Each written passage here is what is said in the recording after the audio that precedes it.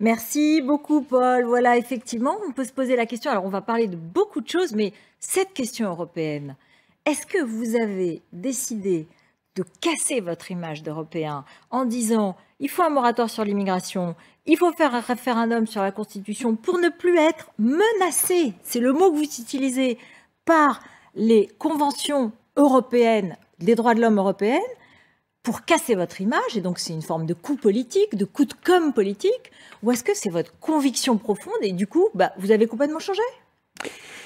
Madame Elkrief, je pourrais redire devant vous, à la virgule près, chacun des propos que vous avez retrouvés dans vos archives et qui constituent le fil bleu d'une pensée qui n'a pas changé. Bleu avec des étoiles dorées. Non, je suis patriote et européen depuis que j'ai 15 ou 16 ans, que j'ai vu le général de Gaulle sur le perron de l'Élysée accueillir le chancelier allemand, Konrad Adenauer. Je suis devenu gaulliste, j'étais patriote et européen en même temps parce que ça va ensemble. Et c'est précisément parce que je suis européen que j'ai pas envie du tout que d'autres Brexit se produisent ailleurs. Donc c'est ça qui me conduit à dire, il y a des problèmes. Il y a des politiques qui ne fonctionnent pas. La politique d'immigration ne fonctionne pas en France. Elle ne fonctionne pas non plus en Europe. Et donc, il faut la changer. Si on dit, il ne faut rien changer, passez votre chemin, il n'y a rien à voir, tout est formidable, tout est parfait, il y aura d'autres Brexit. Et moi, je n'ai pas envie. Alors, et donc, je ne fais pas de coup. Je n'ai jamais fait de coup sur une affaire aussi sérieuse qui touche à l'unité de notre pays, à la cohésion sociale. Il y a beaucoup d'inquiétudes sur cette question, beaucoup de fractures. Il y a aussi la dignité que l'on doit préserver pour les gens qui viennent chez nous, qu'on accueille mal aujourd'hui. Il faut faire très attention. Je ne fais pas de coup. J'ai beaucoup travaillé sur cette question avec des experts du Conseil constitutionnel, du Conseil d'État dont je suis membre, et des experts européens. Mais Michel Barnier, quand même, vous avez stupéfié vos collègues européens. Didier Reynders, le grand européen belge, qui est aujourd'hui commissaire juridique, commissaire à la justice d'Europe, il dit les propos de Michel Barnier vont très loin, ils se radicalisent. C'est probablement ce qu'on reprochait aux Britanniques pendant toute la discussion du Brexit. Bon, on peut avoir envie de changer les règles migratoires, mais il faut venir sur les lieux de négociation, au sein du Parlement européen, sur la table du Conseil, comme s'il y avait un Michel Barnier à Paris et un Michel Barnier d'hier à Bruxelles. Il y a un seul Michel Barnier, je vous rassure, il est devant vous. Il est très je le connais depuis longtemps. Il est très heureux d'être devant vous. Il est patriote et européen. Il est tout à fait soucieux de préserver le rôle de la Cour européenne de justice, qui est fondamental pour l'unité juridique du cadre européen, en particulier du marché intérieur, que les Britanniques ont essayé de détricoter et ont voulu quitter tout en gardant le beurre et l'argent du beurre. Ce dont nous parlons, c'est de l'immigration, et seulement de l'immigration. Et nous parlons de l'immigration non pas à l'intérieur de l'Europe, comme les Britanniques l'ont fait. Jamais je ne mettrai en cause la liberté de circulation à l'intérieur de l'Union européenne. Je parle de l'immigration de pays tiers que nous contrôlons mal en Europe et en France. Et pour cela, j'observe que c'est une politique qui dépend de nous, de notre souveraineté nationale. On peut accueillir ou refuser d'accueillir qui on veut. Les Allemands ont accueilli il y a quelques années 1 million de personnes. Je vois le président de la République, sans que personne ne dise rien, parce que c'est sa compétence et la nôtre, dire on va supprimer la moitié des visas pour le Maghreb. C'est notre politique nationale. Il se trouve qu'il n'y a rien dans la Constitution française sur ce sujet. Et il n'y a pratiquement rien dans les traités européens. Et donc, qu'est-ce qui se passe? Mais il y a des accords européens là-dessus. Non, il y a très peu d'accords européens. La preuve, c'est que la Cour... Il y a un commissaire à l'immigration. Non, mais je sais bien. Et bon courage. Et bon travail. Mais il y a un commissaire à l'immigration que je connais bien. Il y a pratiquement rien dans les traités. Au point même que la Cour des comptes européenne a dit il y a 15 jours ou 3 semaines, c'est un échec. Elle a dit aux pays membres, entendez-vous pour avoir une politique d'asile, d'immigration, et j'ajouterais une politique de contrôle de nos frontières extérieures, qui sont de véritables passoires. Donc quand ça ne marche pas, il faut changer. Et on change quoi? Mais on change quand on est à Bruxelles ou on change quand on revient à Paris? Non, c'est une politique... Vous l'avez toujours dit ça, à Bruxelles? Non, parlons sérieusement. Oui. C'est une politique partagée en termes de compétences entre Bruxelles, gestion des frontières, accord de Dublin, Schengen qui ne fonctionne pas très bien, et puis chaque pays qui garde sa souveraineté sur ces sujets. Comme il n'y a pas grand-chose dans les traités, il y a des jurisprudences qui s'accumulent de la Cour de justice, de la Convention européenne des droits de l'homme, de notre propre Conseil constitutionnel, du Conseil d'État. Sur le regroupement familial, par exemple, c'est la Convention européenne des droits de l'homme. Et donc, si l'on veut mieux contrôler le regroupement familial, comme d'ailleurs nous sommes plusieurs candidats à le proposer pour le rendre plus rigoureux, pour éviter des abus, si on veut expulser des gens qui ont commis des délits chez nous, si on veut renvoyer des gens, on a des problèmes avec cette jurisprudence. Donc je voudrais qu'on se mette à l'abri peut-être, je n'aurais pas dû dire le mot que vous avez rappelé, mais peut-être dire freiner ou empêcher. La menace, Oui. le mot menace, finalement, est un peu dur. Ça, vous le regrettez? J'aurais pu dire empêcher ou freiner. Nous avons, dans cette affaire qui est de compétence nationale, sous notre souveraineté, des problèmes avec une jurisprudence qui s'est accumulée et dont je dis, pendant 3 ou 5 ans, qu'on va se protéger pour établir des règles, pour changer ce qui doit l'être, pour mieux contrôler, pour stopper des procédures qui ne fonctionnent pas, et créer un mouvement dynamique, y compris un mouvement européen, parce que mon moratoire, Ruth El-Kriafi, est aussi, non seulement pour mettre à plat les procédures qui sont abusées ou détournées en France, par beaucoup d'étrangers, faire un signal qu'on ne va plus accueillir chez nous tout le monde, parce qu'on ne peut pas, je ne suis pas le premier à le dire, et puis pour discuter avec nos partenaires européens et pour discuter enfin avec les pays d'émigration, notamment d'immigration économique. Voilà. Mais ça, c'est possible aujourd'hui sans dire peut-être à ce point que vous remettez en question la juridiction européenne. Je vous reprends aussi sur une autre chose.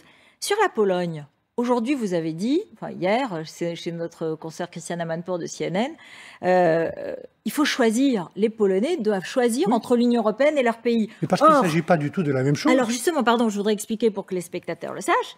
Ils disent, eux, que leurs lois sont supérieures aux traités européens. Qu'est-ce qui est différent dans vos positions?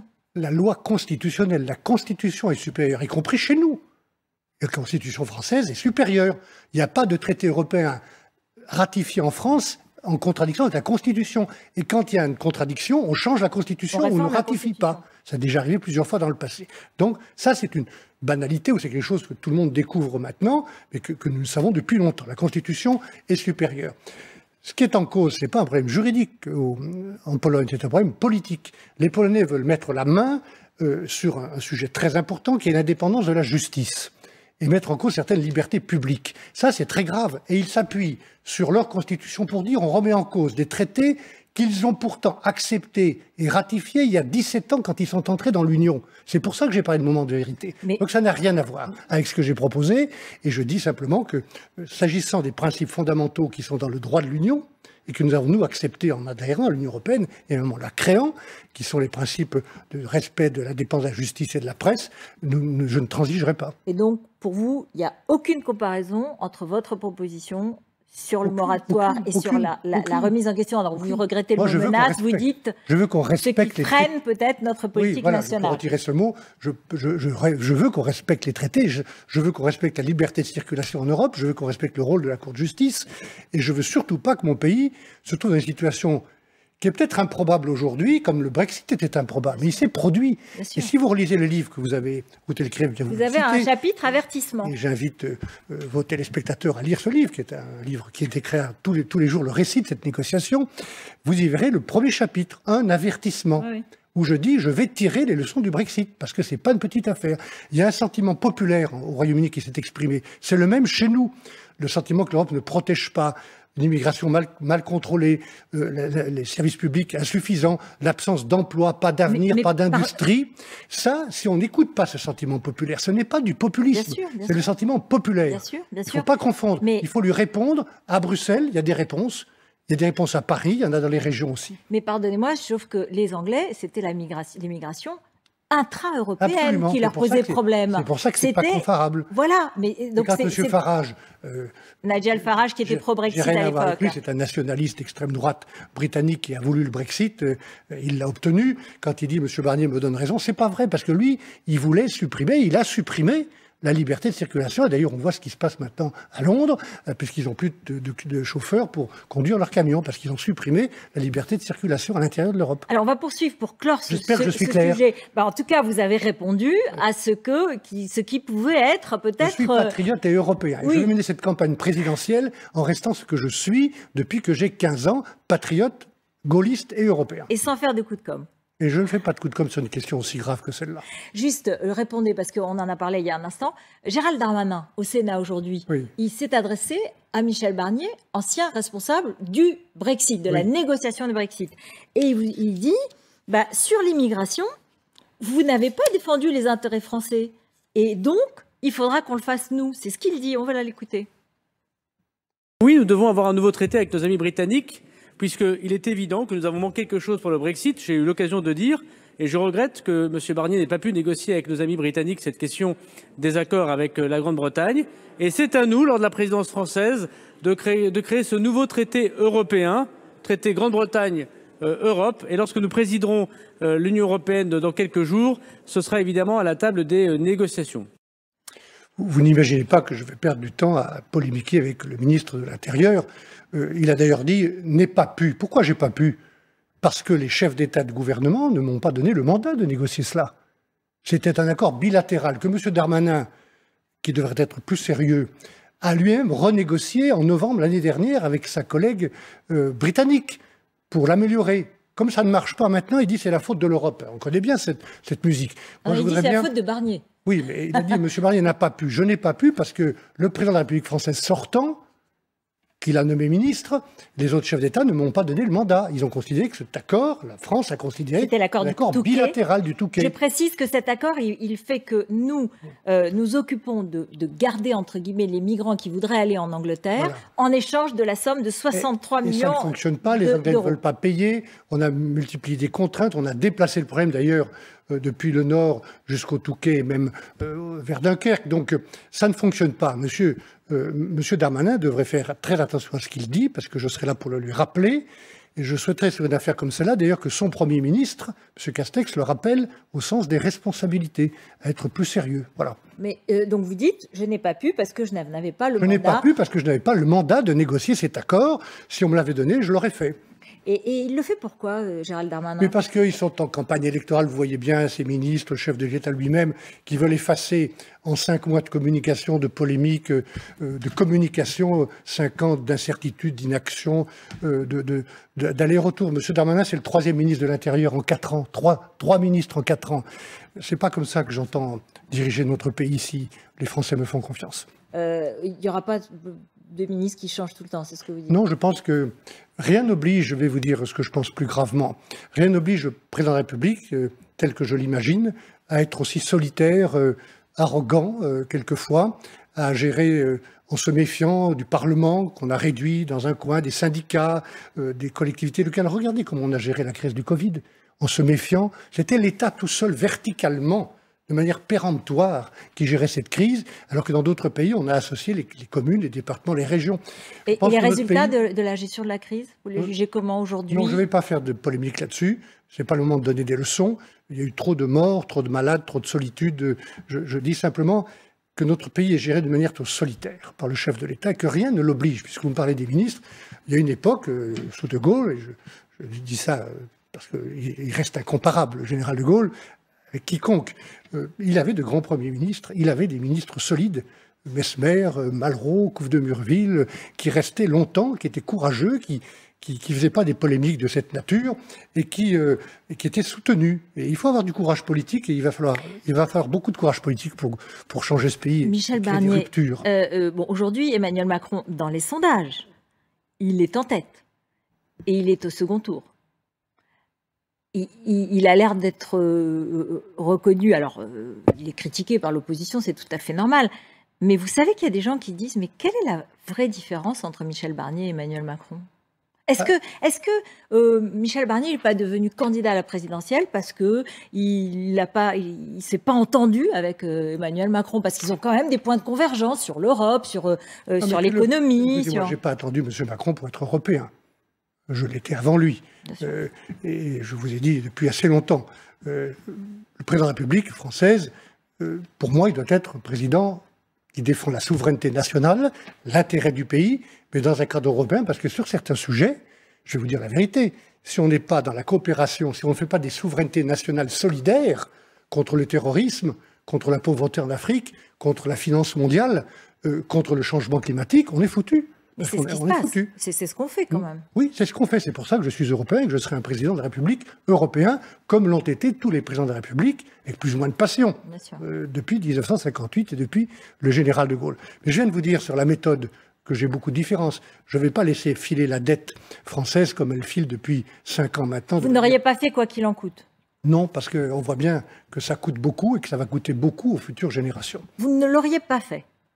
Vous n'auriez pas géré la crise de la pandémie en soutenant les différentes entreprises et en soutenant le chômage partiel? Cet effort qu'il faudra rembourser, j'observe qu'on distribue depuis quelques mois, parce qu'on est à la veille des élections, des milliards et des milliards, et que ça provoque une vraie inquiétude. Je vais vous dire plus que cela. Nous avons presque 3 000 milliards de dettes aujourd'hui, et l'inflation arrive.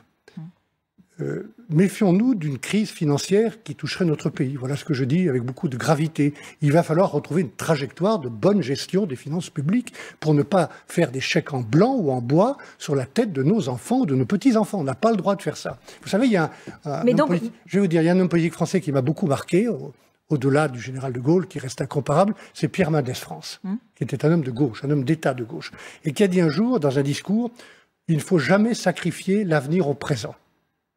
Eh bien, je trouve qu'on est en train de faire ça actuellement. Mais j'entends que vous dites actuellement, c'est-à-dire quoi, les 6 derniers mois? Mais pendant l'année 2020, pendant l'année qui a suivi, vous n'auriez pas fait le quoi qu'il en coûte? Non, mais je ne critique pas cela. Vous avez dit non, oui. Je ne critique pas l'effort qui a été fait. Peut-être qu'il aurait pu être fait différemment, comme on aurait pu gérer la crise du Covid différemment, avec davantage de confiance dans les collectivités locales. Je dis simplement qu'il va falloir rembourser, que je vois se multiplier les promesses, sans que le budget, c'est pas moi qui le dis, ça a été dit par tous ceux qui l'ont observé au Parlement, le budget actuel tel qu'il est présenté au Parlement n'est ni sincère ni complet. Il va falloir qu'on gère ce pays plus sérieusement. Alors, on revient sur le portrait qui a été fait tout à l'heure par Paul Larrouturou, qui était assez complet, où on a vu que vous êtes dans la vie politique. Ben voilà, François Mitterrand, 1984, vous êtes jeune député, conseiller général. Bon, et pourtant, aujourd'hui, il y a beaucoup de Français qui ne vous connaissent pas. Comment vous l'expliquez? Eh bien, c'est formidable, à l'âge qui est le mien, que je n'ai pas besoin de rappeler, d'être un homme neuf. Hein. C'est comme ça que vous vous définissez? Oui, non, je veux dire, je pense que l'expérience compte pour être président de la République.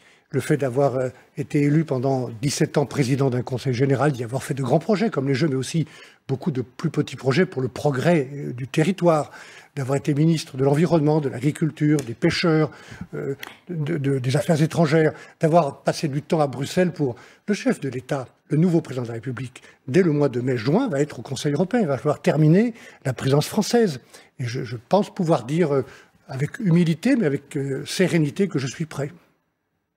Pour la présidence française et pour la présidence européenne, je l'entends. Mais pour le moment, si on regarde les sondages, ça existe. À l'intérieur de la compétition à droite, c'est Xavier Bertrand qui arrive en tête, Valérie Pécresse après, et vous êtes troisième. Oui, mais écoutez, d'abord un mot de la procédure, puisque les militants ont choisi d'avoir un vote qui sera le leur, des adhérents actuels et nouveaux. D'ailleurs, tous ceux qui veulent m'aider, je les invite à adhérer aux Républicains, parce qu'il sera le moyen de voter les 1er et 4 décembre prochains. Mais les choses sont maintenant claires et simples. Il y aura un candidat de la droite républicaine et un seul le 4 décembre prochain au soir. Et c'est bien ainsi, c'est ce que je souhaite depuis longtemps. Maintenant, Ruth Elkrief, je suis dans une famille politique qui vient du gaullisme. C'est pas, depuis cette époque, c'est pas les sondages qui vont choisir d'autres candidats. Ça n'a jamais été le cas. Ce sont des hommes et des femmes, des militants, qui sont pour certains depuis très longtemps, qui savent ce que veut dire la loyauté, la fidélité. Moi, j'ai toujours été dans cette famille fidèle et loyale. Ce sont des élus locaux, ce sont des jeunes militants de plus en plus nombreux, sous l'impulsion de Guillaume Carayon, des milliers de jeunes que j'ai rencontrés, vous l'avez rappelé tout à l'heure dans ce reportage. Ce sont eux qui vont voter. Il faut les respecter. Et eux, ils vont choisir leur candidat comment? Pas à coup de sondage. Ils vont choisir leur candidat en se disant quel est celui qui porte le projet, qui a de l'autorité, qui est capable de représenter notre pays, qui saura rassembler, réconcilier les Français dans un moment où nous avons trop de divisions et trop de tensions. J'entends, et c'est normal que ce soit votre campagne, votre credo, mais ils vont aussi peut-être se poser la question de la victoire. Oui, c'est ce que je viens de vous dire. Oui. Je viens de vous dire, ils vont se poser sereinement, sans se laisser influencer par des sondages, par des campagnes, par des polémiques ou par des algorithmes. Ils ne vont pas se laisser impressionner. Les militants, il faut les respecter. Moi, je les rencontre tous les jours. Demain, je serai dans les Bouches-du-Rhône. J'étais la semaine dernière en Auvergne et en Bourgogne. Ce sont des hommes et des femmes qui réfléchissent, qui méritent d'être respectés. Et encore une fois, ils savent ce que veut dire la loyauté et la fidélité.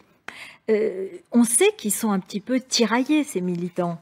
Parce que notamment Éric Zemmour est très haut dans les sondages et il leur parle beaucoup. Il dit qu'il veut recréer le RPR des années 90.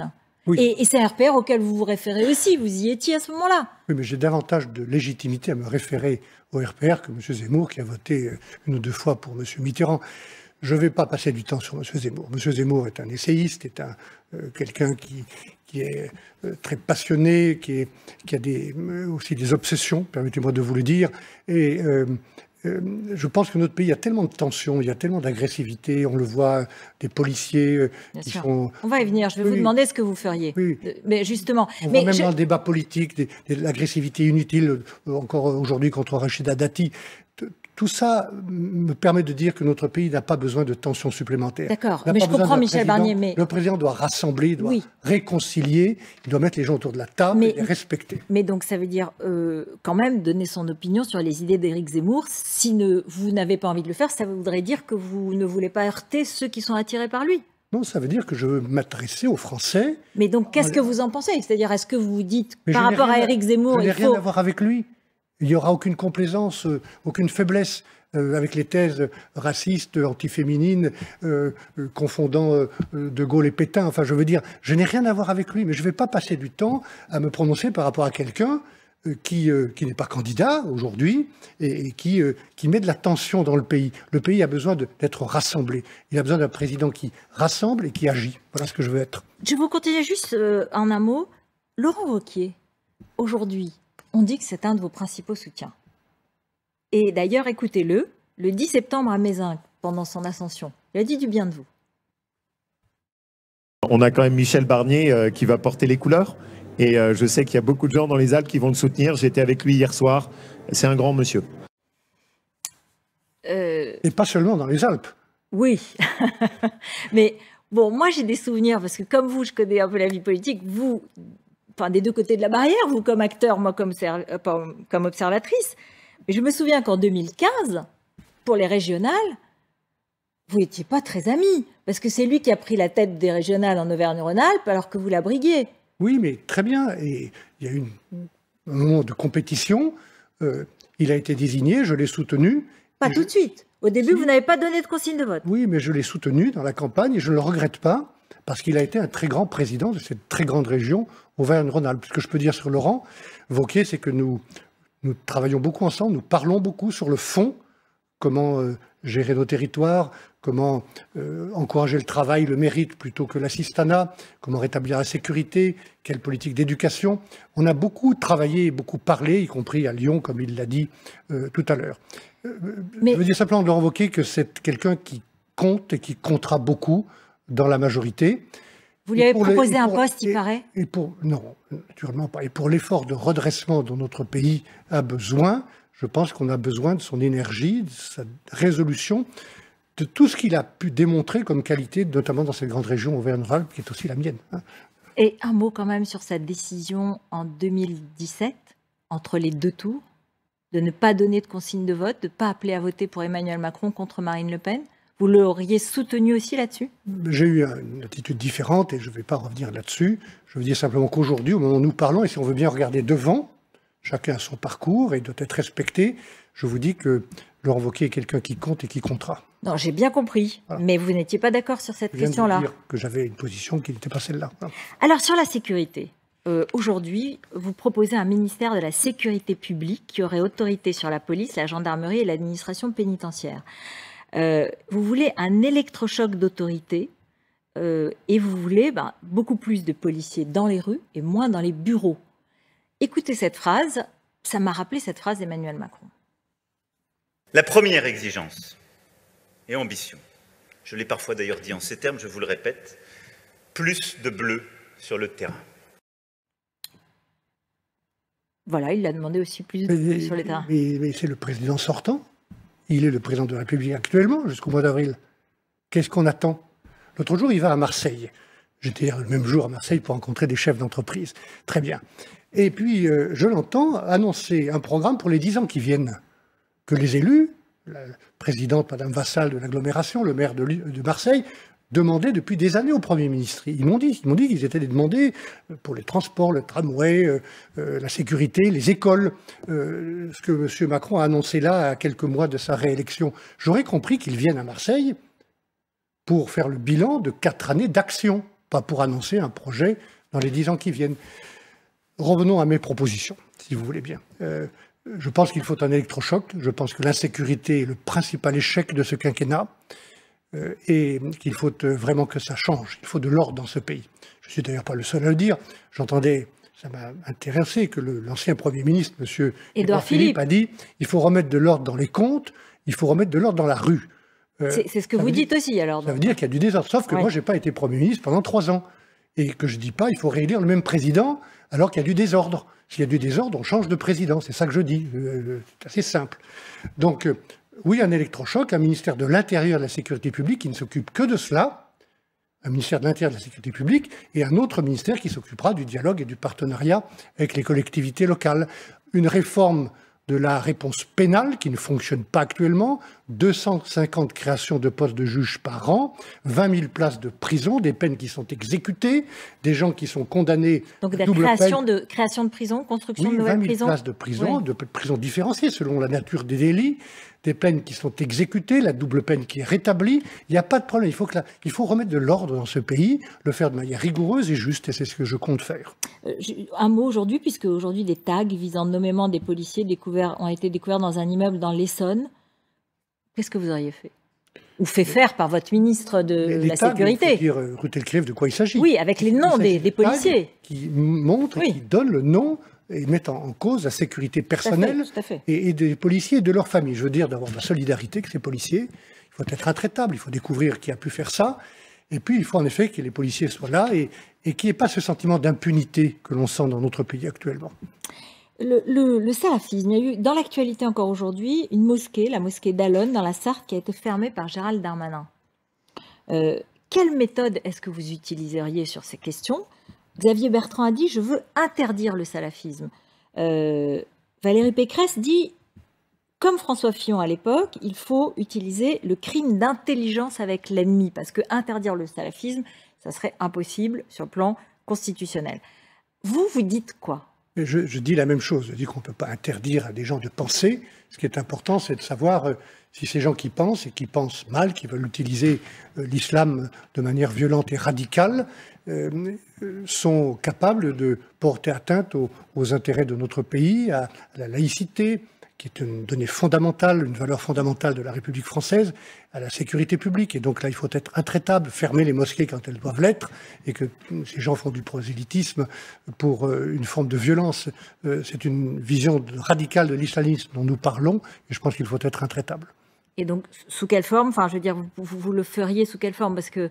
Fermer les mosquées quand elles doivent l'être, renforcer les moyens de renseignement internes et externes, et puis rappeler ce qu'il y a dans la charte de l'islam qui a été mise en œuvre par le gouvernement actuel et qui doit être respectée par tout le monde. La charte de la laïcité sur l'ensemble des religions et l'ensemble après la loi séparative. Juste un mot, parce que je ne vous ai pas posé la question finalement, mais je suis sûre que vous vous en réjouissez. Xavier Bertrand qui rejoint le processus de désignation, d'élection par le Congrès.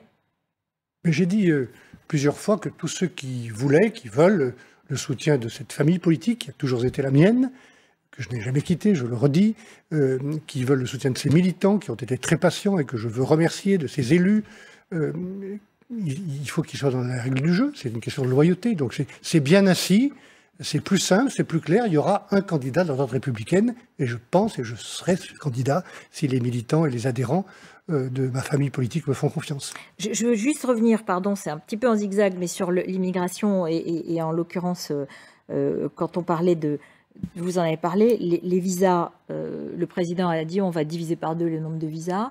Bon, c'est vrai que c'est une décision récente, elle aurait pu intervenir plus tôt, mais c'est vrai que c'est compliqué. Vous avez vu que les pays d'origine n'acceptent pas toujours le retour d'un certain nombre de délinquants radicalisés. C'est bien ça le problème. Et donc, comment on fait? C'est pour ça que dans la période du moratoire que j'ai proposé, qui sera accompagné d'un référendum au mois de septembre prochain, et les Français seront saisis des termes de ce référendum au moment des élections législatives, dès après les présidentielles, de telle sorte que tous les candidats aux législatives puissent dire s'ils soutiennent ou pas ce référendum. Nous traiterons cette question de manière humaine, rigoureuse et ferme. Dans ce moratoire que je propose, il y a le temps de mettre à plat nos procédures nationales, de mettre à plat la discussion avec nos partenaires européens, mieux gérer les frontières, mieux gérer Schengen, et il y a de quoi faire. Et il y a le temps d'une discussion avec les pays, je vous l'ai dit tout à l'heure, d'où viennent des émigrés économiques. Et dans cette discussion, il faudra mettre en balance ce que nous apportons, une aide au développement de 17 milliards d'euros, beaucoup de co-développement pour que ces pays créent leur propre avenir, leur propre futur chez eux, avec le respect des procédures de réadmission. C'est ça qui est en cause. Oui. Et je pense qu'il c'est bien de donner ce temps d'alerte en réduisant drastiquement, je pense qu'on pourrait aller plus loin, le nombre de visas qu'on accorde. Mais dans ces cas-là, ça veut dire qu'on demande des contreparties à notre politique de coopération. Est-ce qu'on risque pas de laisser la place à d'autres acteurs, et vous êtes bien placé pour le savoir, géopolitiques, qui sont là et qui seraient très contents d'être plus influents, les Chinois, d'autres, dans ces régions-là? Nous savons bien que les Chinois sont déjà là, ils n'ont pas attendu. Oui. Malgré le laxisme de cette politique d'immigration, ils sont là, ils investissent. Nous avons les Russes qui sont aussi là, les Américains, nous le savons bien, mais je pense qu'il faut traiter cette question dans le respect mutuel de ces pays, notamment du Maghreb, du Machreb, mais aussi dans l'intérêt de l'unité de notre pays, de l'unité de la République. Ça n'interdit pas d'avoir une politique européenne aussi en Afrique, puisque vous évoquez cette question, et mon projet sera, plutôt que d'additionner des politiques nationales de développement et de co-développement, aussi d'avoir un partenariat entre l'Union européenne, qui a beaucoup plus de moyens, et les pays d'Afrique, puisqu'il y a dans ce continent bientôt 1 milliard d'habitants de plus. La part d'africanité de la France, ça vous a... Je n'ai pas compris ce que ça voulait dire. Je trouve que... Ça, c'est la phrase d'Emmanuel Macron, donc je vous fais réagir. Ce que ça veut dire. Nous avons notre histoire, toute notre histoire, notre culture. Moi, je ne vais pas faire de repentance. Croyez-moi, nous assumons cette histoire avec ses ombres et ses lumières. Et nous aurons un partenariat avec l'Afrique parce que c'est de notre intérêt commun. 1 milliard d'habitants de plus, ça nous concerne. Je n'ai pas compris cette phrase sur l'africanité. La vie quotidienne des Français, pour conclure, elle est très importante. Vous avez certainement des propositions. Il y a un sujet aujourd'hui, c'est l'énergie, le prix de l'électricité, le prix du gaz. Tous les Français aujourd'hui sont confrontés à une augmentation majeure. Et si vous voulez bien, je voudrais que vous écoutiez avec moi le porte-parole du gouvernement et Jordan Bardella du Rassemblement national. Je vais vous demander comment vous adresseriez cette question. Sur l'essence, je le disais, vous avez une taxe sur l'énergie qui s'appelle la TICPE, et par-dessus, on paye de la TVA. Donc rendez-vous compte, on paye des taxes sur les taxes. Donc nous proposons de pouvoir baisser tout de suite, dès demain matin, les prix de l'énergie, d'abaisser la TVA qui est à 20% sur les produits énergétiques à 5,5%. Ce qui est important pour nous, c'est que les mesures soient efficaces et qu'elles permettent d'accompagner les Français qui en ont besoin, encore une fois, dans ce moment difficile, qu'on espère, et un certain nombre, encore une fois, d'institutions le disent, est temporaire, mais qui pourrait durer quand même plusieurs mois. Et donc c'est pour ça qu'en avance de phase, là aussi, on agit évidemment et qu'on réfléchit et qu'on travaille à ces mesures. Qu'est-ce que vous feriez ? D'abord, la question du pouvoir d'achat qui fait partie d'une grande question qui va être une de mes grandes priorités pour la campagne présidentielle et pour l'action des 5 prochaines années, ça sera celle du niveau de vie des Français. Cette question, on ne va pas attendre les présidentielles pour la traiter. Parce que c'est maintenant que les Français voient le prix de l'électricité, du gaz, qui a augmenté, de l'essence aussi.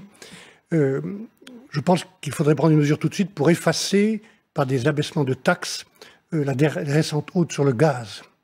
Je pense aussi, M. Bardella... Il y a un chèque énergie qui a été versé, hein, oui, de 100 euros, ça ne suffit pas. Il ne concerne pas tout le monde. Non. Et puis, il y a cette question juste, même si M. Bardella est parti sur autre chose, qu'il y a des taxes sur les taxes qu'on pourrait supprimer. La taxe sur la taxe qu'on pourrait supprimer. Voilà les premières réponses. Mais plus globalement, quand on regarde le pouvoir d'achat, il y a, dans ce qui constitue le pouvoir d'achat, qui est affaibli pour beaucoup de familles qui souffrent, il y a les salaires qui ne sont pas suffisants. Il faut les augmenter ? Oui, je pense qu'il faut augmenter, au-delà des bas salaires, les salaires intermédiaires par des allègements de charges très, très sensibles. Oui, je pense qu'il faut... En baissant les charges, oui. Et donc ça veut dire évidemment en diminuant toutes les dépenses de l'État, quoi. Oui, enfin, attendez. Si on augmente les salaires intermédiaires entre un SMIC 5 et 2 SMIC 6, on donne du pouvoir d'achat, on recrée de la croissance. Donc une partie de cette croissance se retrouve dans la fiscalité. C'est une autre question que j'ai dit tout à l'heure, d'avoir une trajectoire de bonne gestion des finances publiques, et il y aura plusieurs réponses à trouver pour cela. Y compris de lutter d'ailleurs au passage contre la fraude sociale. Hein. Je rappelle qu'il y a 2,5 millions de personnes qui ont droit à l'assurance maladie en France, de plus que d'habitants français. 2,5 millions. Donc il y a de la fraude quelque part, et ça représente à plusieurs milliards d'euros. Plusieurs milliards d'euros. Mais je reviens à votre question. Plus globalement, dans le pouvoir d'achat, vous avez les salaires qui sont insuffisants pour les bas salaires ou les salaires intermédiaires. Vous avez ce qu'on dépense dans la vie quotidienne, et puis la fiscalité. Dans ce qu'on dépense pour la vie quotidienne, le logement, et je ferai des propositions fortes sur cette question. Et puis il y a le prix de l'énergie. De grâce, puisque je parlais de ce quinquennat que certains essayent de faire oublier, ce quinquennat d'incertitude ou d'aller-retour par 5 ou 6 mois, 5 mois pour effacer 5 ans. L'énergie nucléaire, c'est celle qui nous permet d'avoir un prix de l'électricité plus faible que les Allemands ou que nos concurrents. Voilà un sujet sur lequel le gouvernement a fait des allers-retours à une sorte de nucléaire honteux, si je puis dire. Et il faut assumer. On ne remplira pas nos objectifs en matière de changement climatique, on ne relèvera pas le défi climatique sans le nucléaire. Et donc pourquoi on attend... C'est l'ancien ministre de l'Environnement qui en parle. Oui, je pensais déjà cela. Je ne suis pas pour le tout nucléaire, je suis pour des énergies renouvelables, pas pour les éoliennes, mais pour le photovoltaïque, la biomasse, et aussi pour les économies d'énergie, qui sont une réserve incroyable. Vous savez, le kilowatt qui coûte le moins cher ou le baril de pétrole qui pollue le moins, c'est celui qu'on ne consomme pas. Et j'ai beaucoup d'inquiétudes et de réserves sur les éoliennes. Mais l'énergie nucléaire, elle est là. On doit investir pour préserver au moins dans les 6 centrales qu'on doit construire et qui attendent des décisions de l'État. Ça fait 5 ans qu'on tergiverse et qu'on a le nucléaire honteux. Je pense que c'est une faute contre l'intérêt national. Le plan présenté par le président hier, 2030, dans lequel il y a les petites centrales nucléaires. Oui, mais on ne dit pas clairement qu'on va investir. On a renoncé au programme. 30 milliards. Oui, on a renoncé au programme Astrid. J'entendais Mme Pompili ce matin, qui ne savait plus comment expliquer qu'on faisait du nucléaire sans en faire. Il faut être clair, il faut dire la vérité aux Français. On ne relèvera pas le défi climatique sans la part de nucléaire, et c'est une chance que nous avons de souveraineté nationale, et c'est fondamental de la préserver. On va regarder ensemble ces photos. C'était dans Paris Match, c'est dans Paris Match demain. La force tranquille avec votre épouse. Bon, vous êtes... c'est vraiment la case présidentielle, la case personnelle qui est importante. Quelle place a la vie personnelle dans une carrière politique? Non, la décision que je prends, et vous savez, j'ai beaucoup réfléchi à la question d'être candidat. Il n'y a pas de fébrilité de ma part, il n'y a pas d'arrivisme, il n'y a pas d'opportunisme. C'est une question très grave. Je me suis toujours demandé, dans les mois qui ont précédé cette décision, fin août, est-ce que je suis capable d'être président de la République? Et j'aurais peut-être pas répondu oui à cette question il y a 5 ou 6 ans, pour être tout à fait sincère avec vous. Là, j'ai répondu oui, et on a répondu avec Isabelle, mon épouse, oui à cette question ensemble. Merci beaucoup. Merci à vous. Merci d'être venu sur ce plateau, et bon, nous espérons bientôt avoir les débats, pouvoir entendre les différents compétiteurs à ce rendez-vous du 4 décembre. Dans ces débats, et je suis prêt à y participer.